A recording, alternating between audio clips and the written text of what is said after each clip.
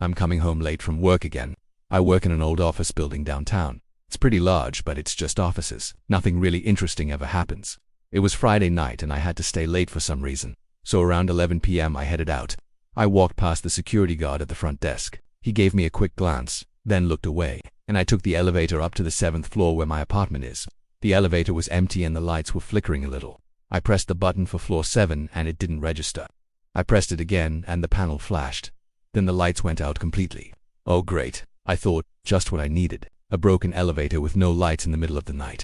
So I decided to check out the floor indicator. It was obviously broken too. It said 12 floors max, but I knew there were only 12 floors in the building. This elevator was weird. Sometimes it would get stuck between floors or move faster or slower than usual. It was pretty creepy, but I don't like to be claustrophobic and it was late, so I decided to just go with it. I pressed the button for floor 7 again and it suddenly shot down as it lurched to a halt. I saw a floor number appear. It read 13. As soon as the doors opened, I stepped out and quickly shut the door behind me. I knew it was unsupposed to stop on the 13th floor, because the panel clearly stated it stopped because of a power outage. But I had to get out of there fast.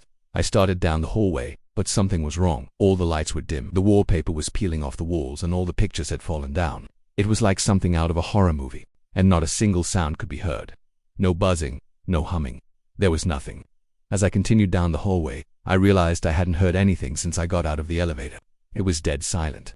I walked past several doors until I reached the end of the hall and turned toward what seemed to be another elevator. But as I got closer, I realized it was just a wall, and when I touched it, it was freezing cold. As my fingers made contact with the wall, a sudden jolt ran through my body.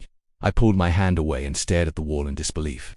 I turned back and started walking in the opposite direction, retracing my steps toward the elevator. But as I approached it, I realized something horrifying. Each door I passed had one thing in common. They were all numbered 13. 13. 13. 13. It never ended. I turned tail and ran back to the elevator, slamming the doors open and hitting the button for the lobby. But when I did, I noticed something strange. The button didn't light up. I pressed it again, harder this time, and still nothing happened. The lights flickered once more, and the elevator started moving downward. It moved past B1, then B2. The temperature outside dropped drastically. It was freezing cold.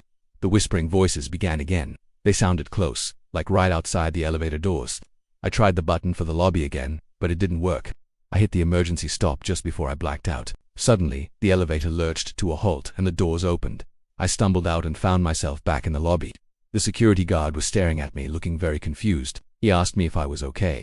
"This building doesn't even have a basement," he said, shaking his head. "How did you get down there?" I must have looked pretty scared, because he called over a colleague and together they escorted me out of the building. Once outside, I checked my phone. I wanted to take a picture of the building and the date to remember the night, but my finger hovered over the delete button. I had taken so many pictures that day, but the last one was the creepiest. It was the only one that showed me standing in that endless hallway of 13.